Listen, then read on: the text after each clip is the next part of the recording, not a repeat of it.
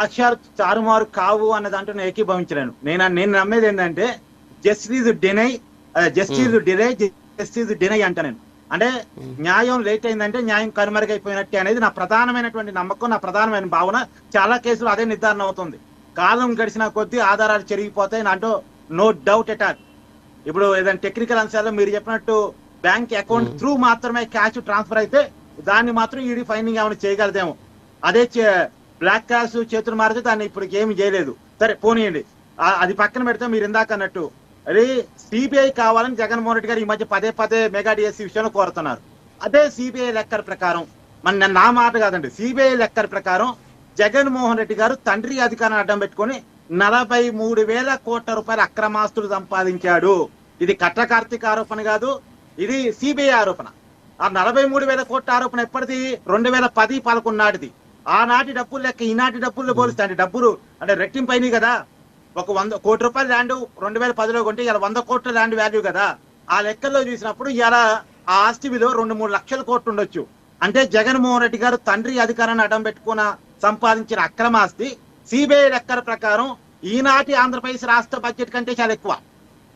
జగన్మోహన్ రెడ్డి గారు తండ్రి అధికారాన్ని అడ్డం పెట్టుకుని సంపాదించిన అక్రమాస్తి. మరి ఆ కేసులో ఏం తేలిందండి? ఏం తేల్చగలిగిందండి సిబిఐ? మరి ఒకవేళ సిబిఐని అడుగుతున్న జగన్మోహన్ రెడ్డి ఆనాటి అవినీతి కేసులు కూడా జగన్ ఒప్పుకోవాలి. సిబిఐ నిజమైతే జగన్ అవినీతి పరుడు, సిబిఐ నిజమైతే జగన్ దొంగ, సిబిఐ నిజమైతే జగన్ రాజకీయాల్లో ఉండడానికి పనికిరాడు, సిబిఐ నిజమైతే జగన్మోహన్ రెడ్డి గారు 25 సంవత్సరాలు జైలు శిక్ష పడాలి, సిబిఐ నిజమైతే ఎన్నికల్లో పోటీ చేయడానికి కూడా జగన్కి అర్హత ఉండదు. మీకు తెలుసుగా చట్టం 2.5 సంవత్సరాలు పైగా జైలు శిక్ష పడితే ఎన్నికల్లో పోటీ చేసే అర్హత ఉండదు. జైల్లో ఉన్నంత కాలం ఉండదు, జైలు నుంచి వచ్చాక 10 సంవత్సరాల పాటు కూడా ఉండదు. సిబిఐ నిజమైతే, మళ్ళీ నేను చెప్తున్నా, మాట నొక్కి చెప్తున్నా, నా మాట కాదు, సిబిఐ నిజమైతే జగన్మోహన్ రెడ్డి గారు ఒక అవినీతి పరుడు, జైల్లో ఉండాల్సిన వ్యక్తి, బయట తిరగాల్సిన వ్యక్తి కాదు. అక్కడేమో సిబిఐ కేసులో కోఆపరేట్ చేయడు, ఆ ఎంక్వైరీ సరిగా జరగదు, మళ్ళీ ఇంకో కేసులో సిబిఐ కావాలంటాడు. అదే సిబిఐ అధికారి రామ్ సింగ్ మీద జగన్మోహన్ రెడ్డి గారు కేసులు పెట్టించాడుగా. మరి సిబిఐ నిజమైతే సిబిఐ అధికారి మీద జగన్మోహన్ రెడ్డి ఎందుకు కేసులు పెట్టించాడు? వైఎస్ వివేకానంద రెడ్డి గారి కేసులో ఒకసారి సిబిఐ కావాలని అడిగాడు, ఇంకోసారి సిబిఐ వద్దని అడిగాడు. ఎందుకు వద్దన్నాడు అప్పుడు? మరి అది డబల్ స్టాండర్డ్ చూడండి. సిబిఐ విషయంలో జగన్మోహన్ రెడ్డి డబల్ స్టాండర్డ్. రామ్ సింగ్ మీద ఎందుకు కేసులు పెట్టించాడండి? ఒక సిబిఐ అధికారి మీద కేసులు పెట్టించాడు. సిబిఐ అవినాష్ రెడ్డిని అరెస్ట్ చేయడానికి వస్తే వైసీపీ కార్యకర్తను అడ్డుగా పెట్టాడు, స్టేట్ పోలీసును అడ్డుగా పెట్టాడు, సిబిఐని ఆంధ్రాలోకి రావద్దన్నాడు.